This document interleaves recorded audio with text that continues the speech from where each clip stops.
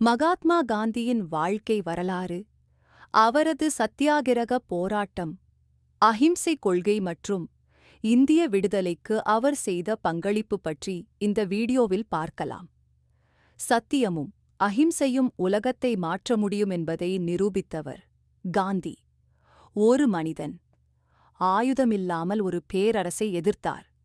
அவர் பெயர் மகாத்மா காந்தி, மோகன்தாஸ் கரம்சந்த் காந்தி. அக்டோபர் 2, 1869 அன்று குஜராத் மாநிலம் போர்பந்தரில் பிறந்தார். சிறு வயதிலிருந்தே உண்மை மற்றும் ஒழுக்கம் அவரின் அடையாளம். 1893இல் தென் ஆப்பிரிக்கா சென்ற காந்தி அங்கு இனவெறி அநீதியை சந்தித்தார். அதுவே அவரின் வாழ்க்கையின் திருப்புமுனை. அங்கேதான் சத்தியாகிரகம் பிறந்தது. 1915இல் இந்தியா திரும்பிய காந்தி அஹிம்சை மற்றும் சத்தியத்தின் வழியில் விடுதலைப் போராட்டத்தை முன்னெடுத்தார். உப்பு சத்தியாகிரகம் உலகத்தை அதிர வைத்தது.